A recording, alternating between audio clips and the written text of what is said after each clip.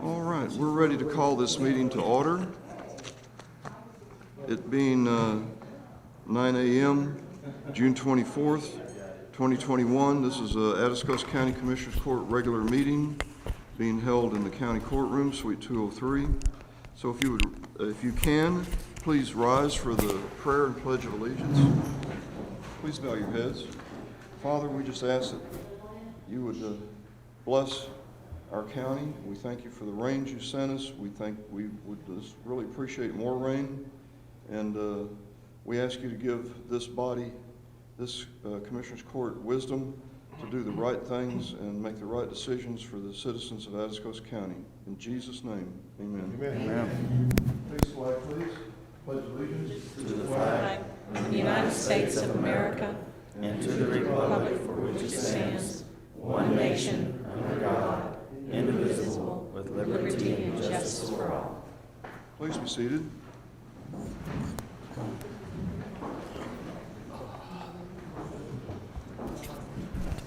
I don't see any requests for public comments. Is there anybody that wishes to make public comments that has a form or wish to turn one in at this time?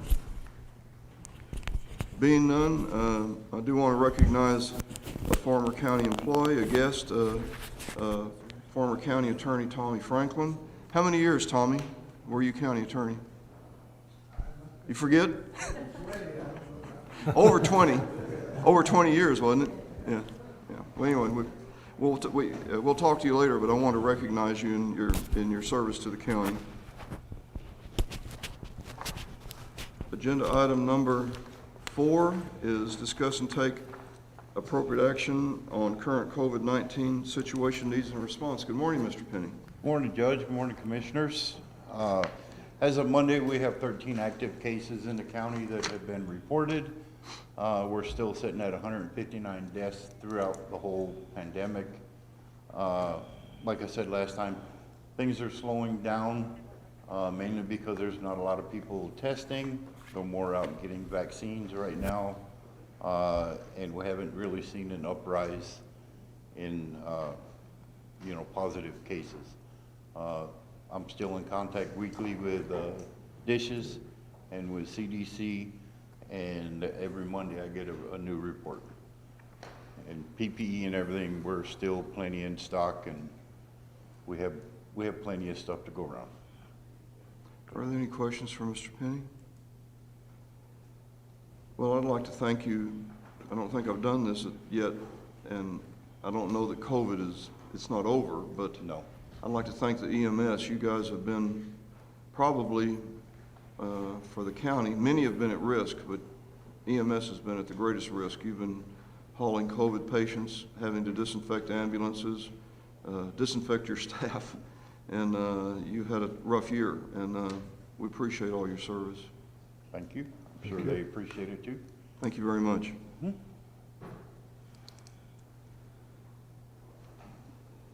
Okay, Don Penny, discuss and take appropriate action concerning personnel. New employee Arturo D. Limon, maybe?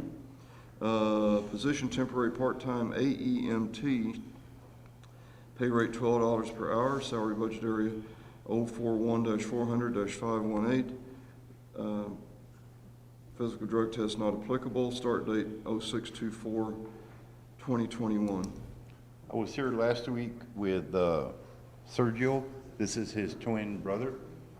And again, we're trying to build up our PR status for people that when we have time off, vacations are coming up and we need people to fill in spots. The AEMT, which is an advanced EMT, 3 levels, basic, advanced, and then paramedic. He's in the middle level right now. So he has more of a skill set than the basics do. And just building up so I can have a part-time pool to pull from if I need him. So move. Motion by Commissioner Riley, second by Commissioner Perez. Discussion. All those in favor, please indicate by raising your right hand. Motion carries. Thank you, Mr. Penny. Thank you. Number 6, Trent Rowell, discussion and/or take appropriate action concerning an update on Verde Road tire investigation. Good morning, Mr. Rowell. Good morning. I don't have a whole lot to add since our last meeting, other than to tell you that there's some action on a mortgage holder foreclosing on that particular property, and so that may give us a new avenue of relief, and I'll just leave it at that and tell you we're exploring that area. Other than that, everything, the investigation is still ongoing, and I touch base with the Sheriff's Department every now and then, and I will do that again before we meet next time. I wasn't aware there was a mortgage holder on it. I don't know, and like I said, I don't want to talk too much about it because I'm not firm on what we're going to do with that yet, but there is some action there that may possibly give us some relief, so, Well, that could be interesting. yes, it could be. Well, thank you very much. Any Yes. questions for Mr. Rowe? No, sir. Number 7, we have a presentation by Wilco Peanut Company concerning highway access and future growth needs in the county. It's your turn. If you please go to the podium where the microphone can pick you up for the recording, please. Thank you, Judge. Ryan Warnken, and then Would you- my cousin Charlie there would will you- be. Mr. Mesco? Please remove it. Yeah, we can hear you better. Thank you. Yes, sir. Thank you. Don't want, if you're uncomfortable, leave it on, but I mean, I think it's much better. okay. Oh, okay.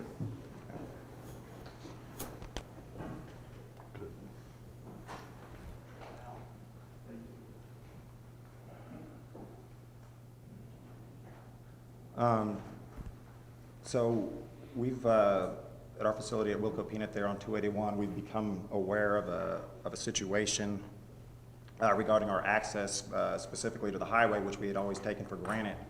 And after an accident about a year and a half ago, Union Pacific Rail has become rather, I don't necessarily want to say hostile, but very strong-armed as far as letting us know that we're only able to cross at their bidding, and they can remove that access at any time that they want. So currently we're looking at doing additional, trying to look at finding other ways to gain public access to the property to be able to keep the business going and potentially growing as well. In addition to just the site there, we have Phoenix Broadband is located, their main tower and fiber optic facilities there on the site. So we do all the cleaning and shelling for, I'd probably say 85% of all of the South Texas peanuts, in addition to a good percentage of the West Texas peanuts as well. Phoenix Broadband has over 20 gigabits of fiber coming into the facility there too, using the main tower at the facility, where you know, if access is shut off, that's going to be shut off as well as far as that. So, Charlie? So yeah, I'd say over the last eight to 9 years, I think, is that we've been developing that, and it's basically it's been an opportunity for us to where we've given access to the tower freely, and then they operate the business there from that point, and we get internet freely. So. Am I allowed to talk from here too, or do I need to go over there? Okay. So a little history on the internet connection there at Wilco. I guess when we were fresh out of college at 2007, we were trying to get Wilco online in any way possible. Like everybody else in the county, we had trouble with that. So we were trying to satellite and the wireless and everything else, and we couldn't have conference calls with people, and it wasn't a good look at whenever our customers in Mexico or wherever couldn't have a stable video with us. So we realized my dad had bought a property downtown, a very small strip, and we were going to originally put a coffee shop on it. That was the plan, and I guess we never got around to that, but what we did realize was that had a 6 megabit AT&T line on it.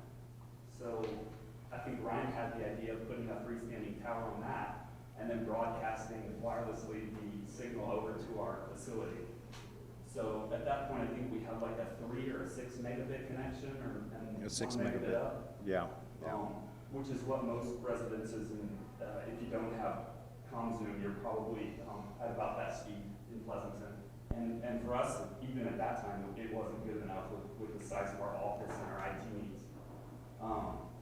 Subsequently, we came across Fred Tips of Phoenix Broadband, and he liked our infrastructure and the idea of kind of tying in freestanding towers to reach out to areas that don't have wireline access. So throughout the years, we developed a good relationship with Fred Tips. And, you know, it's not the internet you'll get in downtown Austin, but it's a lot better than what the corporates were offering. If they were offering. If they were even offering. So around 2016, I think we started talking with Mr. Tips about doing a fiber circuit. And I didn't know how it worked. I thought, well, okay, there's fiber in front of the rail there, so just plug in and let's go. And apparently there's different nodes and charger stations and circuits, so we had to go actually a few miles down 281. Yeah. We had to pay for the trenching and new circuit to get laid out to there. And then AT&T with their might, you know, were able to leverage Union Pacific for the right to burrow under the tracks, and then the fiber optic cable runs right to the middle there. I don't know if you can see that there's a slight indentation. Yeah, it's in that slide. Those trunks are, those two conduits are probably about 3 inches in diameter, I would say. It doesn't look like much, but that's 10 gigabits of internet per trunk line there. So that's a pretty massive amount of bandwidth. Right. And that's the newer freestanding tower that we built that provides Brad and his customers and even a lot of our family and employees with internet in the rural properties. Right, I think, so yeah, I think Fred, I touched base with him. So right now the tower there is serving around 750 households, residential households with internet, around 50 businesses, and then two government offices, one of them being the Texas A&M AgriLife in Lemming there as well. So all of those connections are all contingent upon access to the property. So I made a quick map to kind of detail what we're looking at there. And we've done a lot of research as far as private crossings go on rail, and private crossings mean basically nothing from what we've learned. You are completely at the mercy of the railroad. They can take it away at any reason or no reason at all. So all of the red dots are the red circles there that I have with the tracks. Those are all the private crossings. The green crossing at the top is Strawberry City Road. The green circle with the X is kind of what we were thinking as a possible solution to the problem, to whereas if we could have a public crossing there at 30-6,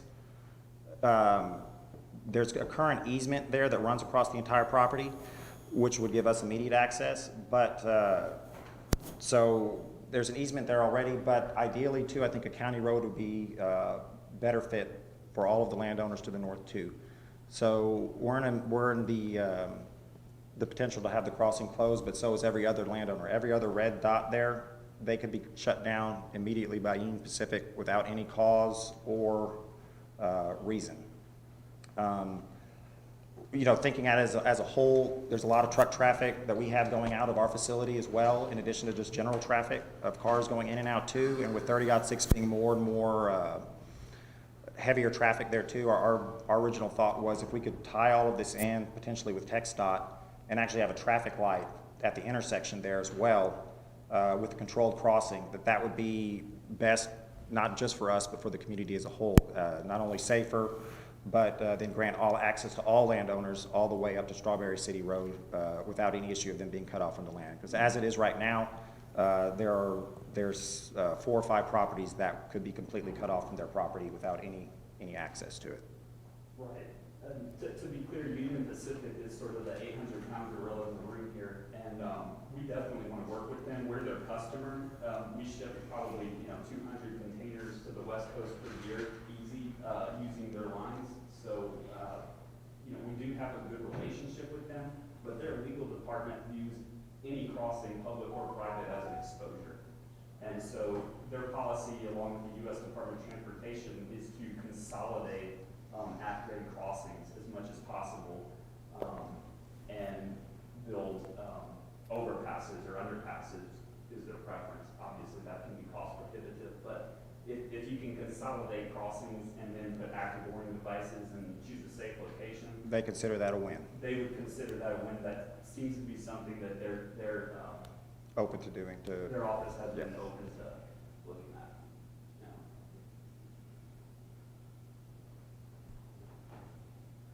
Okay. See that one. So we'll do a brief here on the economic impact of Wilco in the region. we'll make this one pretty brief. Yeah. So, in general, at Wilco, we process 35,000 tons of farmer stock peanuts. That's basically peanuts from the field itself. So we purchase those, Frio County, Atascosa County, Wilson County, as well as several thousand tons from West Texas, Gaines County, Cochran County, areas out there south of Lubbock. So 20,700, well, this is last year, so 20,742 tons came from this region specific. We are the closest outlet for anybody in the region by 400 miles as far as marketing for any of the farmers in the area for peanuts here. Currently, we have 65 employees, 5 of them are out in West Texas, the other 60 are here. That's throughout the entire year. And then once harvest season starts, so we'll start in October on that, then we'll bump up to around 83,000 where we'll have some seasonal employees come in to help out there as well. So there's a picture of a farmer stock cleaner. It's not pretty, but we do get taxed on it, so. It's big equipment. It's the job. Yeah. Some pictures of our cold storage facilities, some of our guys there are processing seed. We'll supply seed for much of the state, and not just our growers there too, but we also export then seed to areas in Chihuahua and Mexico as well, which have relied on us as a seed source for the past 40 or 50 years. So. We facilitate with breeder programs too for new Yep. genetic material. No, we work with A&M, Texas A&M, University of Georgia, University of Florida on breeding material and on furthering lines there. So. Additional pictures of the facility going into some of our advanced cleaning lines. I think the next picture is inside the facility, yeah. So I mean, we've managed to, we're kind of a niche market here as far as South Texas goes. We're kind of separated from the rest of the country as far as peanuts go, but the quality that we have here is probably some of the best in the entire world, and most of the customers recognize that. So that's led us to have considerable market share in Europe and Japan, specifically in Japan, where roughly about 20% of all of the peanuts you're going to eat, if you're ever in Japan, have come from the facility here in Atascosa County. Clean. So, just general cold storage there. So you'll see burlap bags are still actually in use, not as often as they used to be, but there they are. General county taxes paid, where we have general facilities there, so I think here in Atascosa, it's $91,000 is what we generally pay in taxes. So, then on the chart.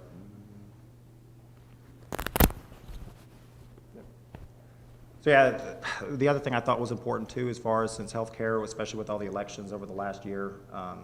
So in addition to our employees, we have 122 people, including the employees and their dependents, that we're providing healthcare for, which again, if we lose access to the facility, then that would be 122 people without, that would lose healthcare as well, so. Office. And we've been, I think historically we've been pretty good, try to be pretty good giving to the community. I know we're supporting a baseball team at Poteet, the Christmas stuff down at the River Park. Mary on Main. Maine. Yeah, it says downtown Christmas here, but it's Mary. Yeah, downtown stock show, you know, stuff with the Athletic Boosters Club, everything else there, so. There are potential strong opportunities for growing the business, not just in peanuts, but in other agricultural crops too. Looking at everything specifically on organic certification is something that could be very big. that could grow that market here in the region as well. Blanching facility would be another way for us to process peanuts. Basically, we would be removing the skin, but it would open us up to further markets as well. And then there's a lot of interest actually currently in sesame production here in the region, with some of our current clients on the peanut wanting to come in, looking to do sesame cleaning and then potentially crushing and oil and supplying the entire country with oil from the region here. So I would rather them have that here in Atascosa County than in Bexar or in California, so we're trying to push that. So any comments or questions, please let us know, and then I think I'm going to let our counsel, Kathleen, here, take over. Good morning, Commissioners and Judge Hurley. My name is Kathleen Curran, and I was first contacted by Wilco back in 2019 after they'd received a letter from Union Pacific with a 30-day notice that we're going to close the access. And as you probably all know, as you go up 281, south of 3006, is the only access to the whole Wilco plant and processing center is across a road leading into the Wilco area. But that is the only way that they currently have access to get the trucks in from the farmers and everywhere else. So the purpose of this presentation is to come to you and say, there needs to be another way of access. There needs to be a way for Wilco to continue not only processing and doing their business, but as they have said, is to continue to provide IP services through thing. If they're cut off access, that also cuts off access to the connectivity to the other, not just the reduction in the business. So we're here to ask you to consider putting a new county road in from 3006 down to the Wilco plant, and that to fit within the ways. Wilco right now, because of the acquisition of property, currently has an easement up going north almost to 3006. So there wouldn't be much of a cost of the acquisition of property for the county road themselves. And I believe you have the map to show.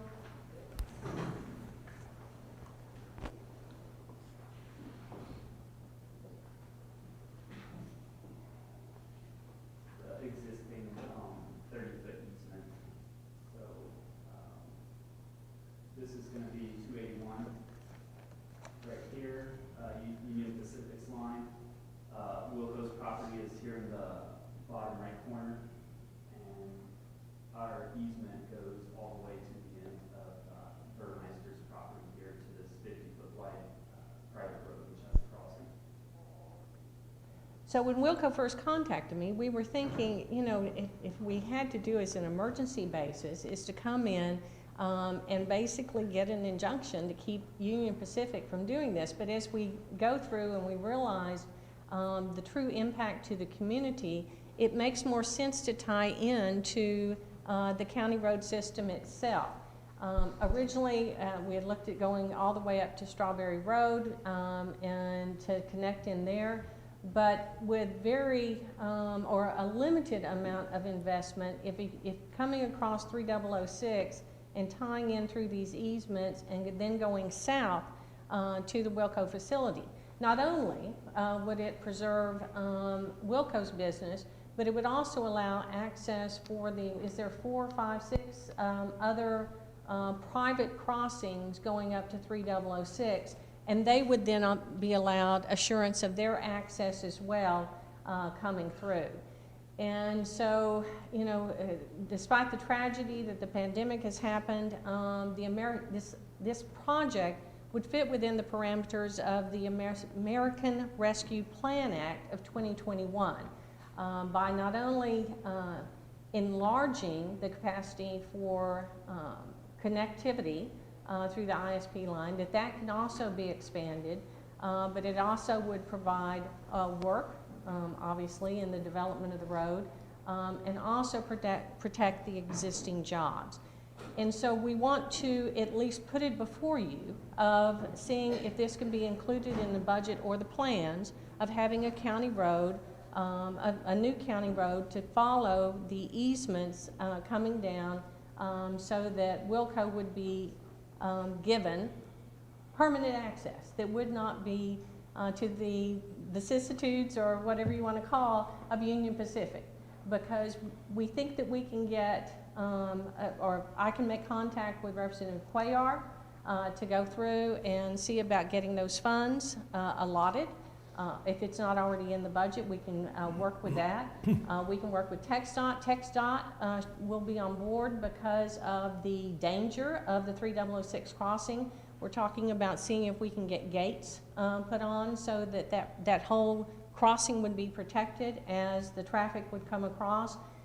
There are also the crossings right now. The numbers of cars crossing are quite large, and if there is a new crossing that has been blessed by Union Pacific that can come in, that also may allow additional access for other cars. So it seems like it is a project, as I said, that would be follow all of the requirements of the funding that is coming through the federal government, as well as preserving Wilco's business and positive impact on the community, which could be cut off at any time according to the whim of Union Pacific. Questions? I have a couple of thoughts, but I'd like to let that's Commissioner Gillespie's area. It's actually in Commissioner Riley. Oh, It's mine. well, you get this straw, huh? Would you like to speak to this at all? Well, on this, there was several thoughts on this approach, you know. And the 3006 is a good option. It's a real good option there. And the other one was to put have TxDOT maybe come in and put a turning lane during the approach and the exit of that facility. But 3006 seems to be one of the best options. And with the gates and the lights, you know, for the safety, that would be probably the best option of this deal if we can get it done, you know. Like approaching from federal funds, that would help a lot.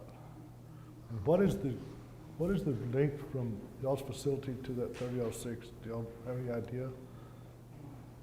What the, Less than a quarter of a mile. quarter of a mile? Less than a quarter of a mile? Probably less, yes, sir. Okay. And so the turning lane, you know, we looked into that because obviously, or some of this started because of an accident that had happened in late 2018, first part of 2019, when Union Pacific first gave the notice. But that doesn't solve the problem of Union Pacific being able to say, again, arbitrarily, just let's shut this down. Right. So there needs to be some kind of permanent access that's allowed. I think there's some possibility. We'd have to look, first we have to determine what the county road would cost. We might be able to use some of the American Rescue Plan money for this. But I have another comment I'd like to make, if it's all right. Would you take it back to the map? Not the one where you drew the road in, but the actual map. I think that was in the presentation. There. Well, there's another one that's closer, that one. Okay, it's been my long-held belief that, and this is not a solution immediately, but it's my long-held belief that the state of Texas should extend 3006 down to 476 and loop the city of Pleasanton. And it would completely open this up. So that's in addition to your needs, of course. But my question to you is, and you may have covered it, but even if we are able to build a county road coming from, you want to come down here, down to the plant, right? Across the railroad track, come down here? Yes. So how do we get permission to cross the railroad track?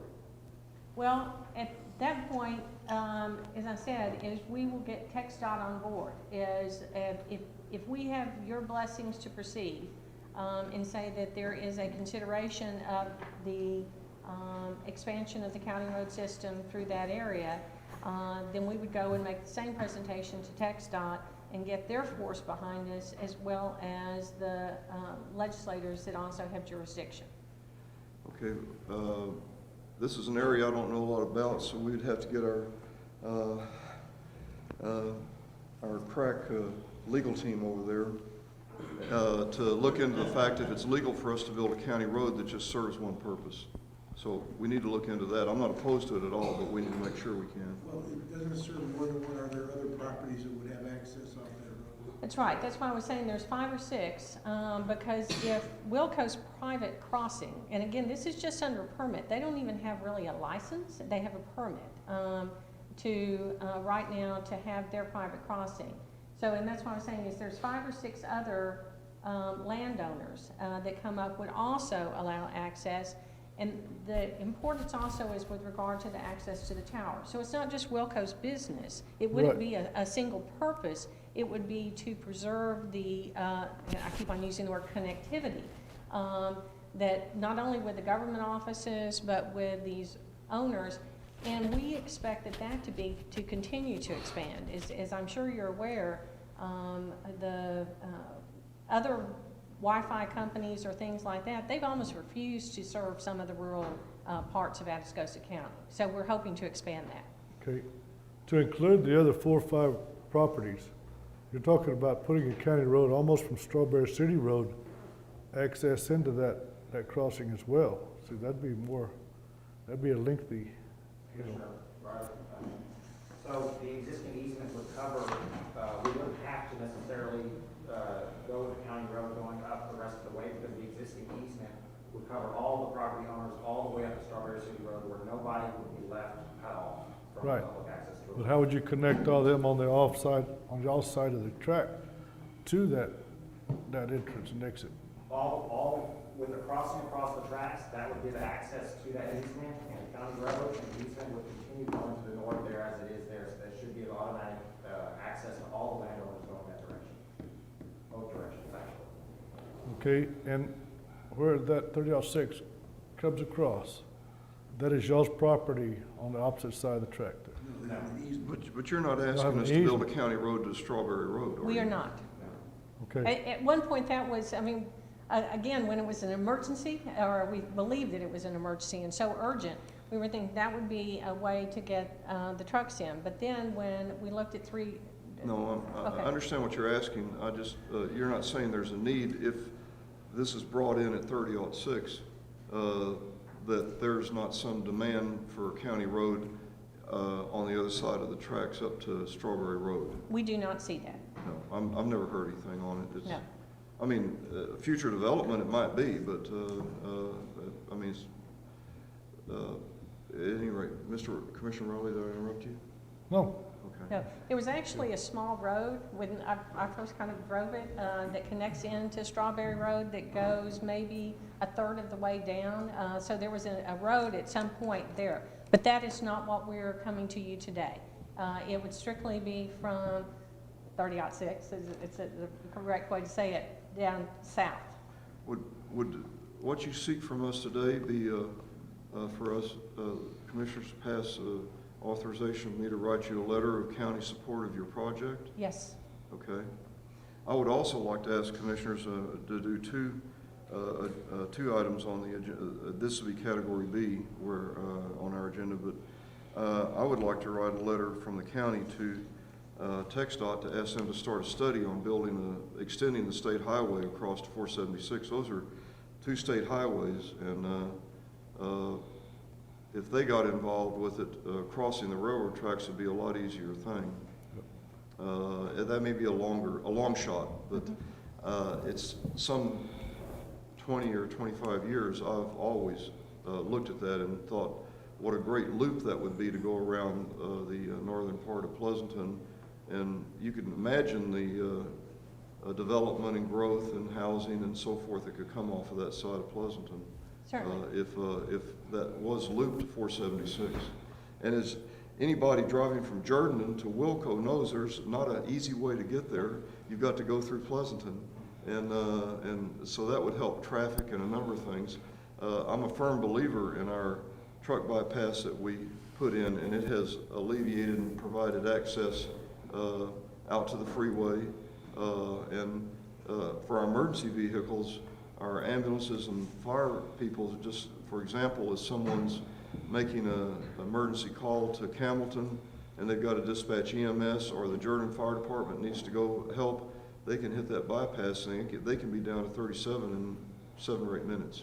So that is a great benefit for emergency connections and overall traffic development. And we're growing. And while I haven't made a big issue out of this, it's always been on the back of my mind that why don't we do that? So this might be an opportunity, if the commissioners don't think that's too crazy an idea, to send a letter to the head of TxDOT and to our state representative and state senator, asking them to commission a study into extension of the state highway all the way over 476.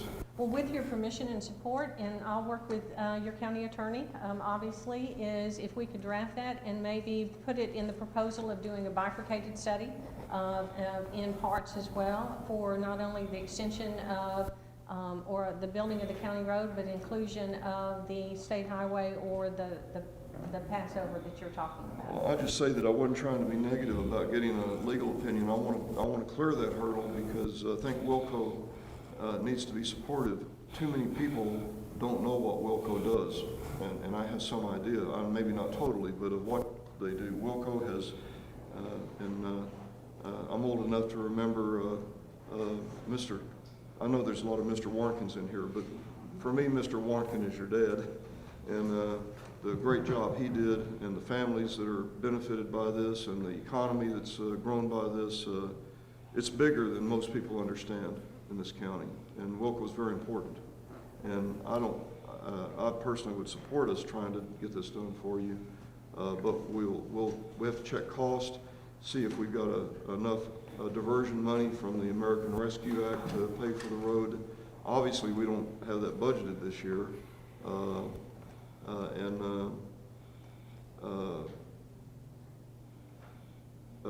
Look at the aspect of maybe getting the state to cross that railroad. They're crossing it in Pleasanton in 2 areas, and the state's not too concerned with building overpasses there, and it's worked fine for years. But and I don't know that your entrance hasn't been. You've had some problems, but as much commerce and as many trucks as come in and out of your place, and as many trains coming in and out, I think the number of accidents that you've had there have been very minimal. They have been. Yeah. And it really was just this one almost aberrant accident where a truck could not quite get in through 281 and the car hit it. So there were, as far as I know, no injuries at all. It was just, if anything, it just called this particular private crossing to Union Pacific's attention. So tell us again the difference between a private and a public crossing. Well, a public crossing would be a state or county crossing. Okay. And so every one of the crossings, as you're going up 281, and every one of those little, humps, and even if it's a big pass over, is a private crossing. And so every one of those are under no more than just a permit that Union Pacific says, we're going to let you go over our tracks or our line right here. So the simple version is, if we petition to put a county road in, it would be a public crossing. Yes, sir. Or if the state crossed it, either way. Yes. Okay. And that has, of course, more protections. Union Pacific, as they said, is the 800-pound gorilla. But it's nevertheless, if the state and the federal and TxDOT comes in and says that in the interest of public safety that we need to have a public crossing at this point, that'll bear much more weight, and then Union Pacific cannot cut it off without further notice and additional requirements. So my suggestion is we start the process today by giving you a letter in support of it, but I wonder if we should go ahead and apply for a crossing permit if we're gonna really entertain the idea of a county road coming off of that.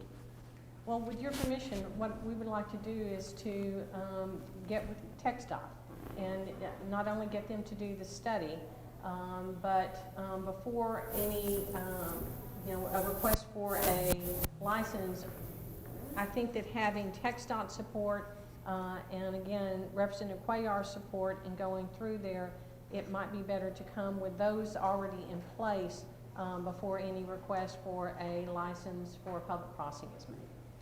And the final thing is, as we address the money, and I'd be, in my position, I would be neglectful if I didn't mention this, and I'm not trying to dump this back on Wilco, but it is perfectly legal for a business to help defray the cost of a county road. Yes. So if we do need money, or we need help with it, we can draft up the agreements, and we've done this with oil field companies, and it's fairly common. We might talk more about that, but we need to get some numbers together. That'd be Commissioner Riley will get some costs Yes. together, and we'll have a better handle on what we can do. And I also mentioned about the easement, so that makes it, so there's not gonna be any need for, Yes. an extensive eminent domain proceedings because of the existing easement that already Does the exists. easement belong to Wilco? Yes, Oh, excellent. yes. Yeah, excellent. It may need to be broadened, or widened, I shouldn't say broadened, widened, but that'll also have to look in with the studies and things. So I'm not saying there will be no need for an eminent domain, action, but it'll be limited because of the existing easement. Well, eminent domain to me is the last arrow in the quiver. We don't want to sue anybody for their property. But just like with the truck bypass, there was no eminent domain. The county bought right away from the people along the way, and they were I wasn't here then, but I'm very familiar with it, and people were very cooperative. They all got new fences out of it, and ranchers love new fences. They do. And that's why we think also there won't be too much opposition, I shouldn't say maybe no opposition, because each one of these people that have been relying on this permits for their private crossings, which is the only way they can get to their homes or their ranches or their land, is this way. They'll have a road that comes by that allows them access without having to use necessarily. Yeah, absolutely. That's been my argument about this truck bypass. It did nothing but improve the value of the properties along it. So it would do the same here too. So what else do we need to do? Well, if it's all right, I'll close. You're welcome to stay there in case we have any questions, but I'd like to close this hearing and move to agenda item number B and take action.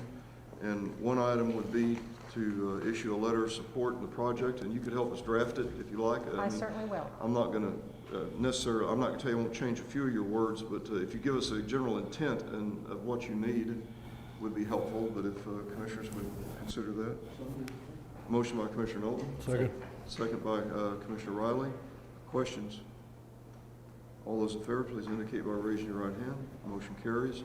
And I would like permission to and you can help me do this too, but we'll write a letter about how important Wilco is to this county and the need for this road, and ask for a study from TxDOT for extending 30-06 over 476. Motion by Commissioner Gillespie. Second by Commissioner Knowlton. Discussion. All those in favor, please indicate by raising your right hand. Motion carries.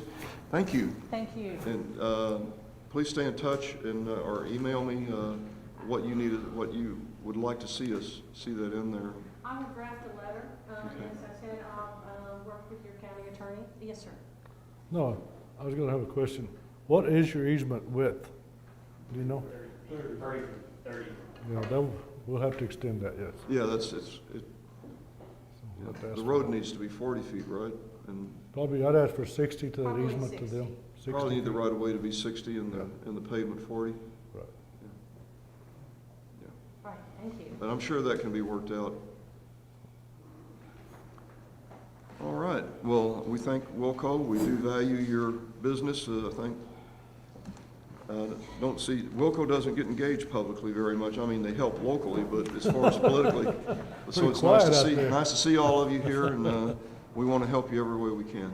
We appreciate you too. Thank you very much. And you're welcome to leave. You don't have to sit through the rest of our meeting unless you, but you're welcome to if you like to. Well, gone this far, I think I will. You've gone this far. Joe, take care. Okay, agenda item number 8, Audrey Lewis, discuss and take appropriate action concerning personnel.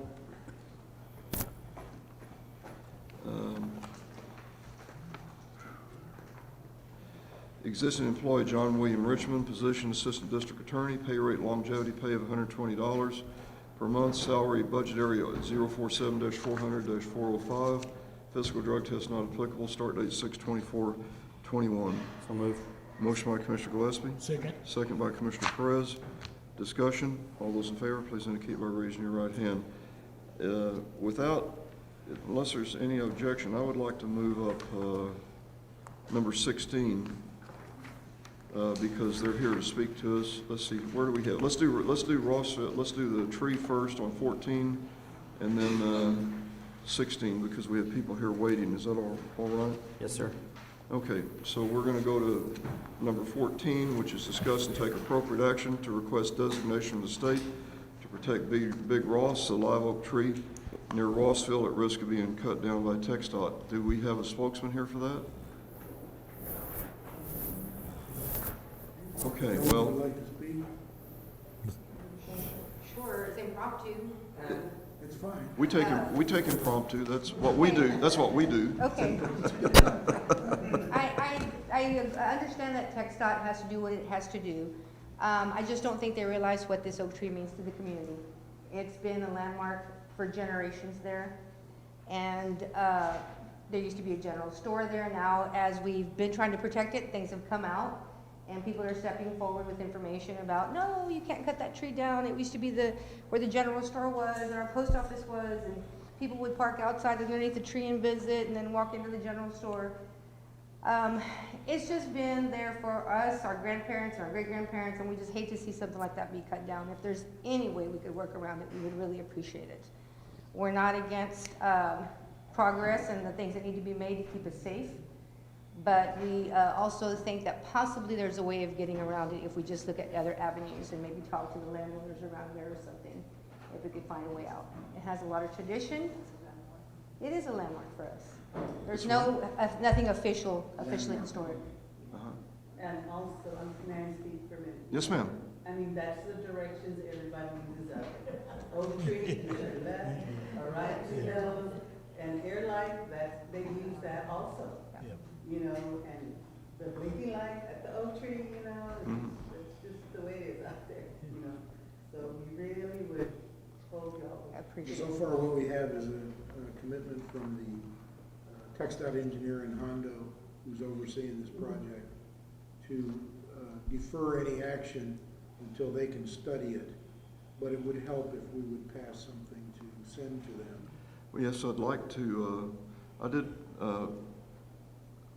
put this down for action so that we could, the commissioners could pass a authorization for me to send a letter to TxDOT on behalf of Commissioners Court. And it would say something to the extent of, that tree has been there before we were. Absolutely. That tree's probably over 500 years old. And there's no point taking down a 500-year-old tree. It's just a road. They can figure out another way, is my belief. And it may cost them a little more money, but they need to understand there's a big public outcry. I'd like to send this letter to our state representative and our 2 state senators that represent this county. They're aware of this, by the way, from the citizens. Great. We would Good. appreciate Well, that. Thank you. you're doing the much. right thing. They did a great job calling Yeah, TxDOT. you're doing the right thing. Keep yourselves visible. Start a petition, get as many names on it as you can. We'll submit it if you want us to. And, but I'm with you 100%. That tree doesn't need to come down. And we have there's big signs around it, and it's got the number for TxDOT, if you want to call them. So, you know, they're hearing about it. I don't know what we would tell our families, you know, because when you're coming home and they say, where are you? We always say, we're almost at the oak tree. And now there's not an oak tree there. I don't know what we're going to say. You know, that was always the marker. Keep calling them, keep writing them letters. It works. I'll tell you a quick story that when I was on the Pleasant City Council, we closed that road in front of the old Williams Hardware, if you're familiar with any of that, and we changed the light. Well, they didn't take down the sign that said no right on red, and I must have got 10 calls in a couple of days. And I gave them the phone number of TxDOT, and they called TxDOT, and one of them called me back and said that the guy said, well, you know, that's understudy, and we'll get to it when we can. And they said, well, good, what's your name and phone number? This is what I told them to do. And they said, what? He said, why? And I said, because we're going to put it in the Pleasant Express and have the entire city call you. And the next day, the sign was down. Wow. So it does work. Okay. Calls and letters do work, and we're going to do the same thing. And we'll, if you'll leave us your information, we'll send you a copy of, you have it. We'll get you a copy of the letter we write. And we can definitely get you, signatures is not a problem, we can get that done. Okay. Okay. Sure you can. I'm a newcomer to this county, I've only been here close to 50 years. You're not a newcomer. Smith, you're not a newcomer. But I think, I thought about, while y'all were talking about, and I can't think of the young man's name when I'm talking, that does the historical things in the Pleasanton paper. Martin Gonzalez. Yes, every week, if he could start looking into things for us, and people have talked about seeing if they could find the historical references to it, and maybe get us a historical marker. Martin, Working on it. He's already working on it. Martin's yeah. email address should be on that column. Just he loves that sort of thing, and so just get him cranked up, and he'll love doing it. Yeah, we've had a lot of, If we could get a historical marker or something like that. Yes, yeah. Go a long way. Well, that's a good idea. Very good idea. It takes a while to get a historical marker, but that's something. But if we're working on it, yeah. they'd have to wait to see. Well, the application's in. So we'll. I'll talk to them about it, and I'll talk to Martin and go ahead and email him and suggest it too. But a marker is a great idea. I think we're working on it. Yeah. I mean, that was We should have done it 20 years ago. Right. Years ago. sure. We didn't think we were gonna be doing this 20 We years. didn't think we'd be fighting for it. Right. When I was on city council in Pleasanton, we had some trees that some people wanted to cut down, and somebody made the point, and I think it applies to this tree too, that tree was there when Santa Ana came through. It was there when the Indians were here, and there none of us were here. It's been there before any of us. So we need to be very cautious about getting rid of something that old and that historical in our county. Thank you. I agree with that. So we have a motion to. So moved. Motion by Commissioner Knowlton, second by Commissioner Gillespie, to send a letter representing the Commissioners Court to TxDOT, asking them to find another way, and I'll use the word public outcry. Good, that sounds good. That's what it was. Yes, Yeah, it was. well, it is, and it should be. That's fine. We appreciate what y'all are doing very much, and I hate to Thank see you. that tree go down. Thank you. Your Honor, before you vote on it, can I say, can we add in there to have all trees in TxDOT right-of-way that could interfere in the future? Because this ain't gonna be the only tree that's gonna be an issue. Okay, I mean, if TxDOT roads are already in place, and they're gonna go in for bigger infrastructure on their right-of-ways, well, to just just get take with me in and consideration. we'll word it Okay. how you want to. I agree. And so we'll get it done. Yes, sir. Yes, ma'am. Sure, would you like to, if you're not ashamed of us, you can come up here and take a picture with us. Come stand behind us.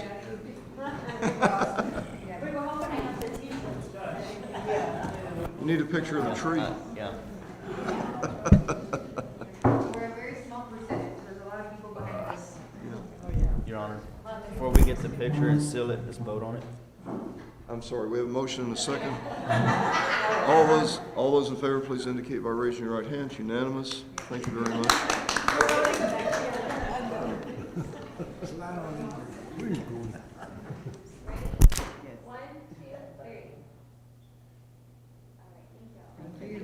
Thank you all very much, appreciate it. Good job. And thank you. Say that. Good idea. That's a great idea. Glad you were here. Yes, I will. Invited Jimmy to come, he said he's scared. Thank you. All right, thank you. How you Yes, doing? ma'am. Thank you. Thank All you. right. You're very welcome. I do. All right, thank you. Have a good day. Thank you for your work. Thank you. You too. If there's no objection, we'll move agenda have item number heck with this thing, 16 you know. next. It says discuss and take appropriate action to authorize a county judge or a county commissioner to bid on property up for auction on July 6th and to start at $27,427.75. This has changed, and after visiting, this is Mr. Franklin's building. Let Clifford do the talking. And that's Spokesperson, I think. Yes, yes. Judge Hurley, It's also Commissioners. Mary Franklin back there. In explanation, I do not want to take action on this item, but I'd like to use the agenda item as a mechanism to talk about this, and to update you want to give us an update on the property? Sure, we'll be Save me glad to. talking? That's Yeah. good. I like that. If that'll work. Yeah. Judge Hurley, Commissioners, so there was a planned sheriff's tax sale for this property. Mr. Franklin, he's been under the weather, the treatment and that and such. It's caused our attention that there were some back taxes due, and it was in kind of an imminent situation. They're in the process of taking care of that tax situation, so it should not come up for sale in July. We've had discussions before about the possibility of the county purchasing the property, not formally, obviously, but it's right outside the courthouse. It's near the Justice Center, and we feel like it would be a very good fit for future expansion for the county purposes. Mr. Franklin, at this point, you're willing to sell the property, correct? Yes, he is. That's what I wanted to make sure of. And so I would just ask that the commissioners consider favorably purchasing that property for county use, whether it's expanded parking, use of the facilities. We've looked at it pretty extensively and feel like the property is clearly worth about $210,000. And we're proposing that the county purchase it for that. We can split the cost of the title insurance. If you need a survey, I don't know that you do or don't. But that's what we're asking you to consider today. If there's questions about that, obviously I'm here to speak about it. If you'd like to speak to Mr. Franklin directly, obviously he's here as well, and to show that we're serious about selling this property. Of course, the issue is we don't have any money in the budget to do that. And, and I bet Ms. Barrera wants to speak to that, our auditor, so why don't we give you the floor, Ms. Barrera? I concur, we do not have any money to spend right now in the current budget. We haven't budgeted anything for it. I know this was an issue that had come up in the past when we had budgeted and had the money. Yes, ma'am. This current budget year, we do not. So we understand that and are willing with the timeframes to work with the county. If it's something that makes sense that we could buy it, or we could sell it to the county just after the first of the year, that would allow you provision maybe to place it in the budget for the next time, if that's acceptable. We would be open to working with the county in that, as long as it was a contracted process, well, however we'd have to do it, so. So currently it will come, there will not be an auction that's being taken care of, is that correct? The taxes are being taken care of. As of right now? What do we do, an Yes. earnest money contract dated January? You still need to, Excuse me a minute. yeah, you could, but you can't do anything without money, so Yeah, in an earnest money contract, you're gonna have something. you can't date it 6 months ahead, can you? No. Anyway, Stuart's a realtor, and I was just asking him about if we could do an earnest money contract that dated that far ahead, and he said he doesn't think so. No, I agree. I don't think we can commit to anything right now because it's Your Honor. not currently budgeted, but it's something we could have for discussion later. Our county attorney's made it to my present. Maybe we should take this into executive session if we're going to do a discussion on it. If you're gonna, my thought process was if you're gonna do a discussion on purchasing the property, you might wanna move to executive session, to consult, with me or deliberations regarding real property. Or we can set it for another agenda item, whichever you prefer. Well, we could just we could do a motion to enter negotiations and That's fine. As long as we're not discussing outward what we're gonna do in those negotiations, with the idea of putting this in our budget and with the January purchase for motion? I No? think it just No. enter into negotiations. No, he doesn't like that, so I can tell. But we're just, how about we move that we're going to set for a later commissioners meeting, discussion to talk to you about it. Yeah, okay. But you don't, what he's saying is you don't have to come back for that. He just wants to discuss it in private. I fully understand. Okay. Yeah. And dealing with other municipalities, school districts and everything, I get it. Yeah, it's Yeah. not a problem. Is it, Trent, just correct me if I'm wrong, but being that this agenda item is only to discuss whether or not the judge can actually bid on a property that's going up for auction, we really can't take any action other than no action on this, and this should be come back as another agenda item at a later date, agenda. Is that correct? Yeah. Okay. all right, this is what we're gonna do. We're going to,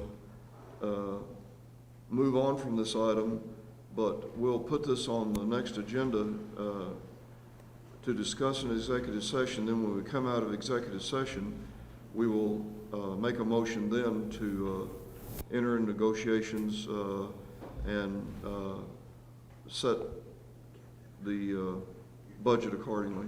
Okay. What, Was that 210, you said? 210. but that's not in concrete yet. That's what we're gonna head toward doing. No, I understand. That, he's asking what we're seeking. Yeah, to be Oh, I clear. To be clear, right? Yeah. We'll all stay out of trouble. All right, thank you. All right. Thank you. Okay, thank you.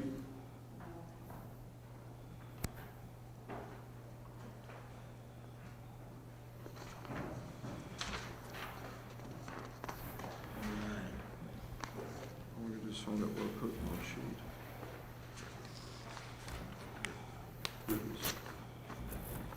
Number 9, Laura Pavelic, discuss and take appropriate action to approve the required retirement plan increase to 8.45% for plan year 2022. I don't see Laura here, but the situation is that we've been paying 7.65% for many years, but are you gonna speak to it? Yeah, go ahead. But the investments and the return in income on the assets of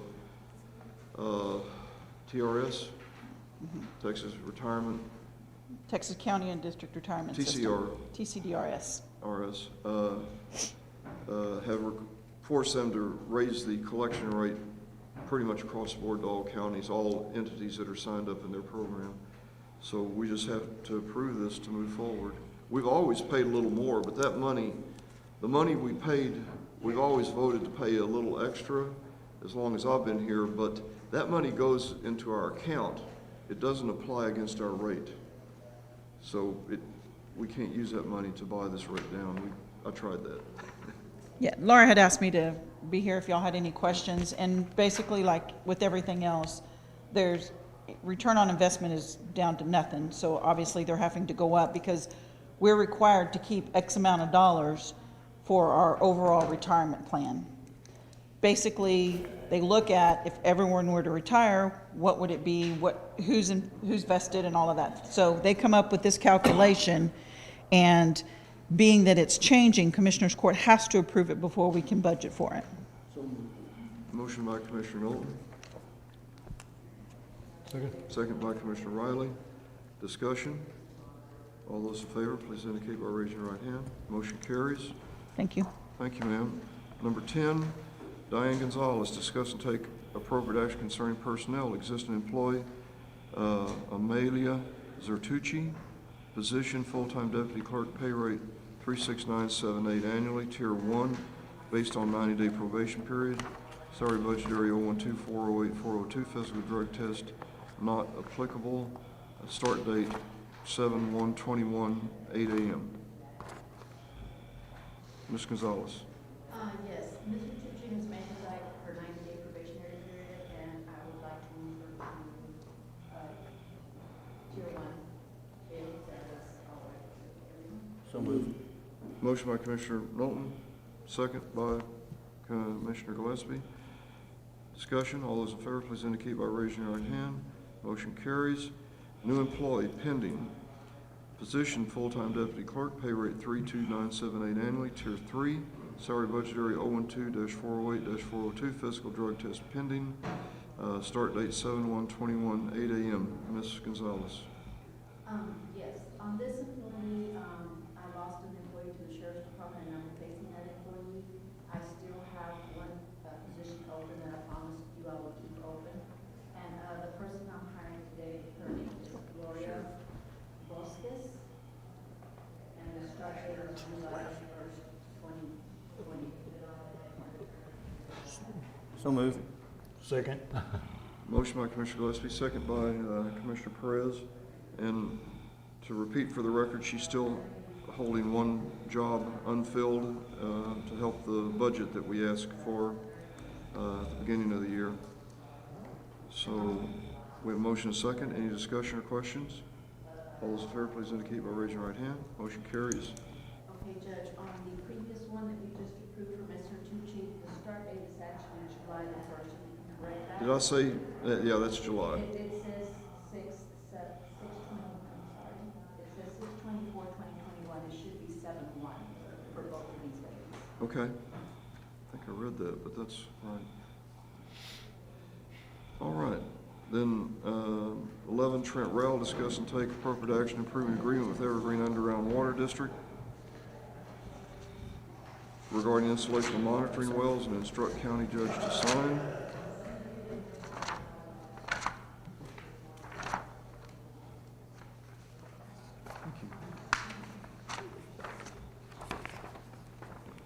Okay, this is based on the presentation that they gave us. The Evergreen hasn't seen this agreement, but I based it on two items that they gave me. One was an agreement with a private landowner from Guadalupe County Conservation District, and one was from a list that TxDOT had given Guadalupe County Underwater Conservation District to what their requirements were. So I kind of merged the two, put anything that I thought was particular to our needs, and created this document. It's a little different than an easement typically that I'm used to drafting for private landowners, in that they're going to have multiple wells on multiple right-of-ways.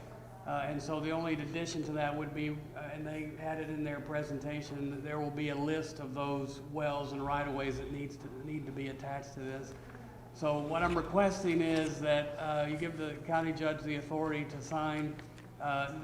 We may have to come back if Evergreen, I assume they have a legal office, and if they have changes, we'll do this. But this keeps the ball rolling again. I think this is a good project. I think this is necessary to kind of monitor where the water situation is, at least in that part of the county. So we're just trying to keep it moving. So that's what we're requesting. So move. Motion by Commissioner Gillespie, second by Commissioner Knowlton. Discussion, questions? All those in favor, please indicate by raising your right hand. Motion carries. Thank you.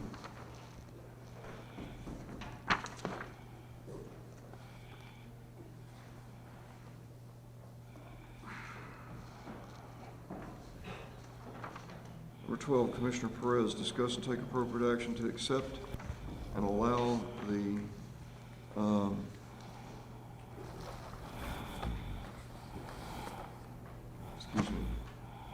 trade-in of the following: 4440 John Deere tractor, model 4440, serial number 4440P049737R to Kubota Fuller Tractor Company, trade-in value $12,000, trade-in money to be used toward the purchase of a Kubota tractor. Commissioner Perez. Thank you, Judge. I'd like to try to trade a 1978 John Deere that we have that's on its last leg and need permission to trade it in. They're giving us $12,000 value on it. Motion by Commissioner Perez, second by Commissioner Knowlton. Discussion. All those in favor, please indicate by raising your right hand. Motion carries. Okay, number 13, I'm going to withdraw, and I want to tell you why.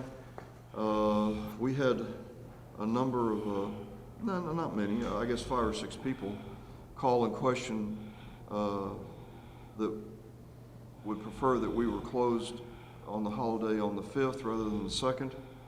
However, the courts are open on the 5th. and that means the district clerk has to be open. That means the county clerk probably has to be open. I'm not sure about Judge Rendell's court, but I haven't had a huge groundswell of people wanting to move it to the 5th, so I'm just going to suggest we leave it at the 2nd, and if somebody needs the 5th off, they can take a comp time or a day of vacation. Any thoughts on that? That all right with everybody? We approved this back at the beginning of the year. We did. Everybody knew about it. I say, my feelings are is we need to leave it like it is. Yeah. People have planned trips. Yes, sir. People have taken off their times already to do what they've got to do for their time with their family and celebrate the holiday.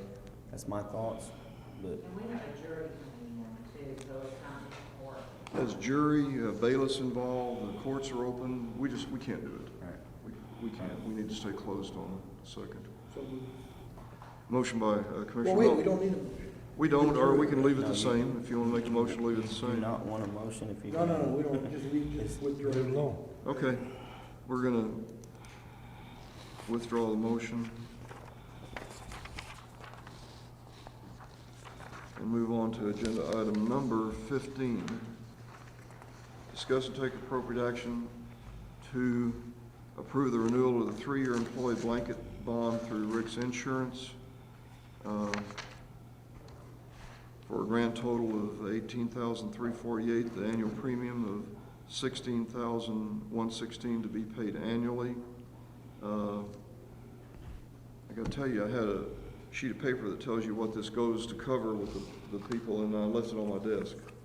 Do you? Pretty much everybody that doesn't have a specific bond, such as elected officials and clerks and certain people, but it kind of pretty much covers everybody else in the county. So, and we can only pay it annually. We can enter a contract, but we can't pay it because we can only. It provides a bond for all county employees. Pretty much. Yeah. This is something we're renewing, but it's not my practice to sign renewal contracts without bringing it to Commissioners Court. So move. Second. Motion by Commissioner Gillespie, second by Commissioner Knowlton. Discussion, all in favor, please indicate by raising your right hand. Motion carries.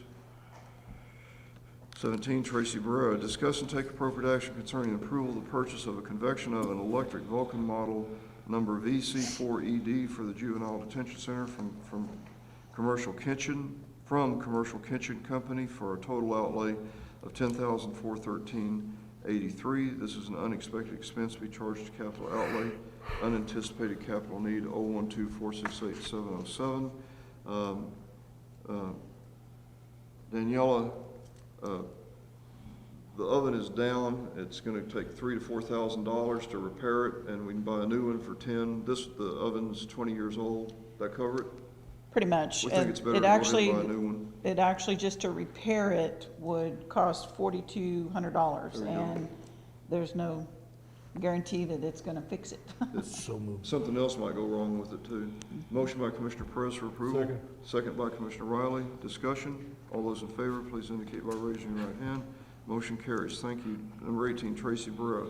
Discuss and take appropriate action concerning the approval of purchase of 2 ultra-air dehumidifiers from DFW Service for a total of $9,653.57. These are needed at the Animal Control Center, are an unexpected expense and will be charged to capital outlay. Unanticipated capital need 012-468-707. I'll let you explain why. Okay, Greg came to me, showed me some pictures of some major issues that they're having out there because of the humidity.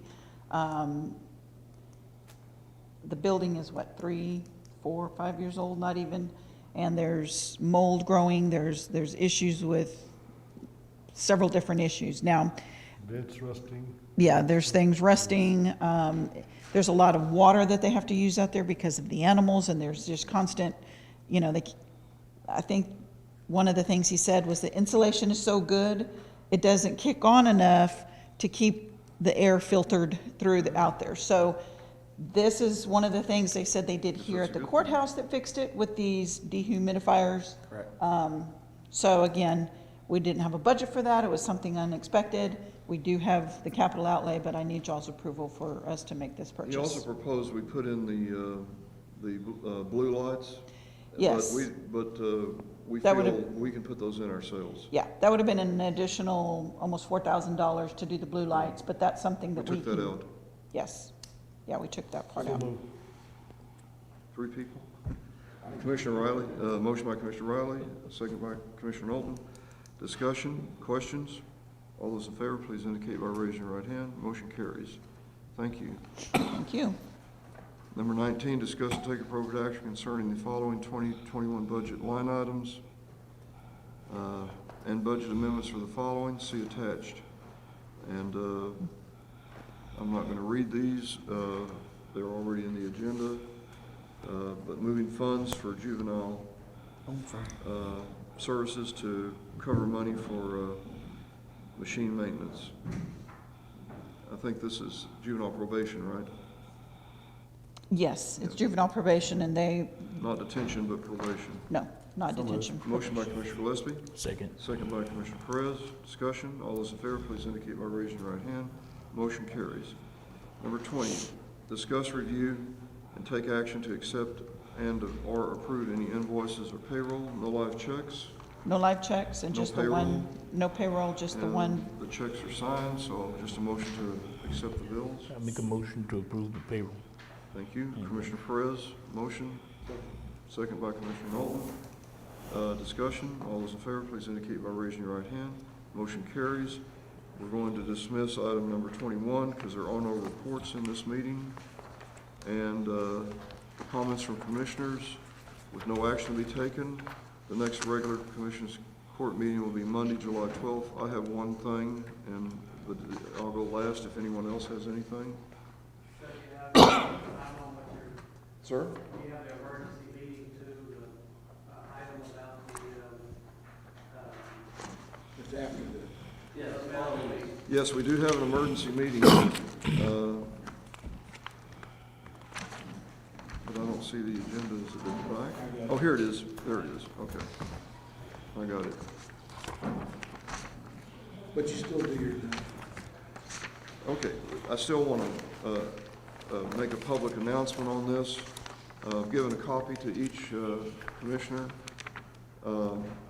This is a copy of a bill passed in the legislative session.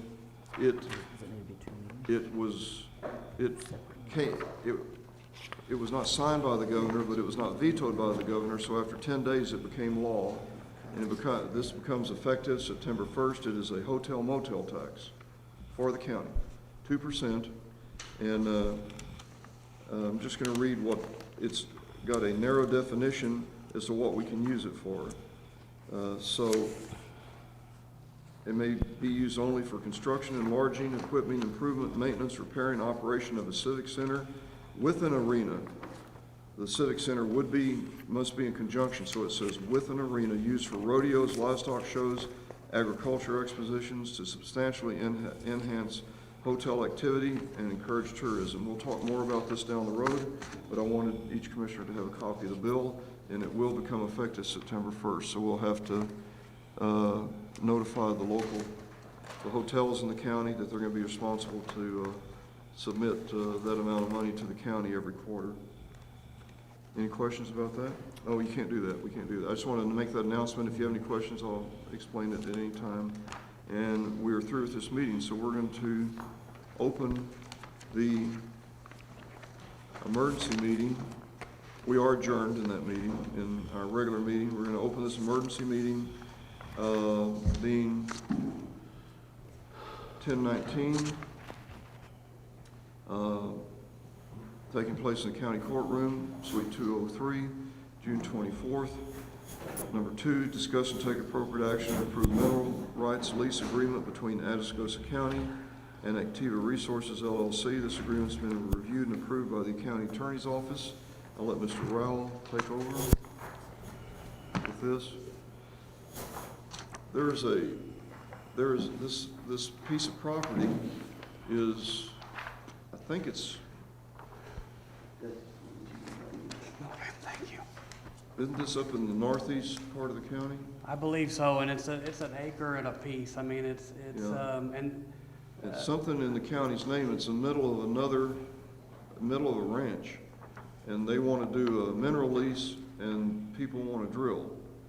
And so I explained if they want to buy it, the procedure of buying property from the county. And then apparently the minerals people persuaded the owner it would be simpler just to do a lease with the county, which means worst case scenario is we might get a few bucks out of it. That's correct. And that's it. And this is just a approval of the lease, and Mr. Rowell will tell you. Yeah, it is, like I said, a little over an acre. This is a non-surface lease, which means they will not be, not that I don't think anything's going on that acre, so, but anyway, they won't be using the surface at all. They will pay us a fifth royalty. I did make some changes. This was inadvertently left, it was to be set on the regular meeting, and I had some technical issues with some of my equipment, and so it did not make the agenda. However, the landman is insistent that they are going to be drilling on this prior to July the 12th, our next meeting. And so I will assume that they will take our changes, which I've made several on this addendum, nothing that should be objectionable, which includes that they will timely pay us our royalty, and if not, there's a little bit of a penalty that they give us an accounting and some other things. This is basically just I've done more of these than I care to think of in private practice, so it's just my standard addendum, leaving out all the surface protections because they're not leasing the surface. And so I would advise, or I would request that the court allow the judge to sign this. They will sign it, and again, my understanding from them is they will be dropping this well within the next 2 weeks, and I firmly believe that's what they're going to do, so we got this ready for them. So that's all I have. Motion by Commissioner Milton, second by Commissioner Riley. Discussion. All those in favor, please indicate by raising your right hand. Motion carries.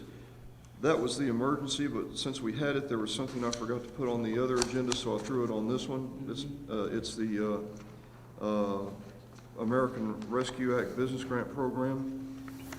So these are the sample. This is not the sample. This is the form that the committee will use, and the committee is going to be comprised of Commissioner Knowlton, Brittany Van Kuren, Rusty, our auditor, Tracy Barrera. Who else, Rusty? There's one other. Maybe that's it. And I'm not going to be on it. And the only thing that's not on here, this has been vetted by about half a dozen people, and we've made changes and worked on it, is that it was suggested that we request tax returns. And my point was that to request a tax return on everyone would kind of be redundant. If it's a corporation, if you request their personal tax returns, it wouldn't tell you what you want.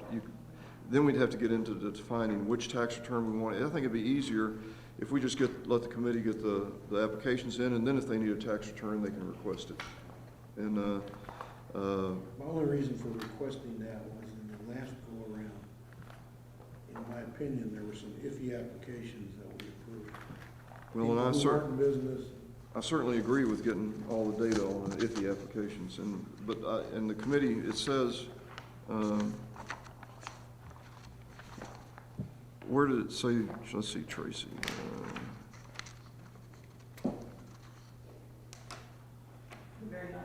Number 2, I understand the information submitted in this application may require additional supporting documentation to be shared with the Atascosa County Committee. This is what Tracy changed, such as IRS tax returns, bank statements, et cetera. So we tried to cover it that way, rather than so if somebody turns in a P&L, they seem to be a legitimate business, and that'll be for the committee to decide if it looks good. If not, request further information. So what I'm asking is to announce this program, to move forward with it.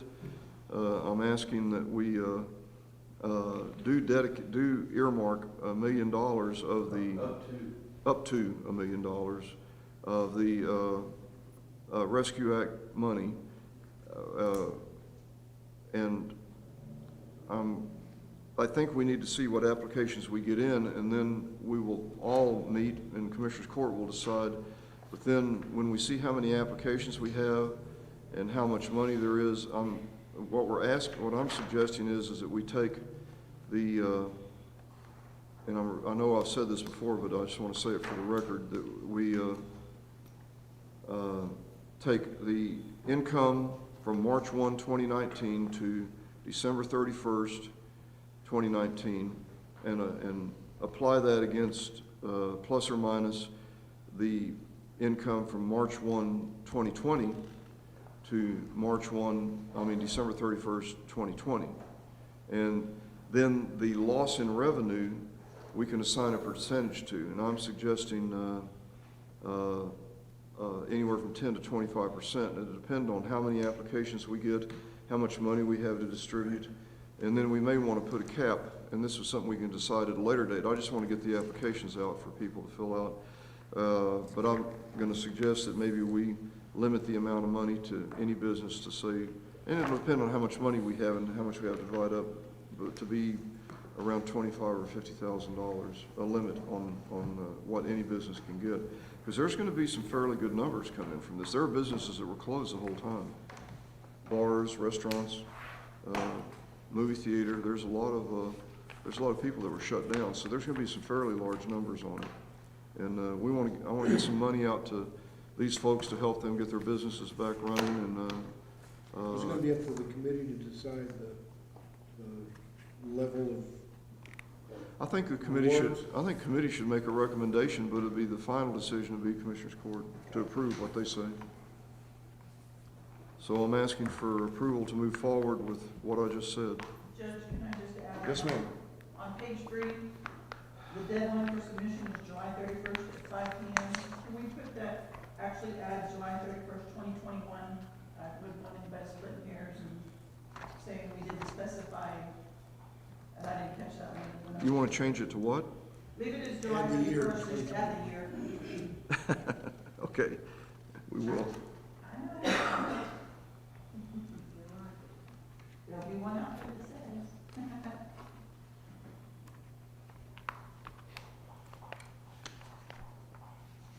I worked this up, and then I gave it to the auditor and said, here, and I knew she'd nitpick it and take it over from there, so she's done it all since then. So if it's any good, it's because she fixed it, my work.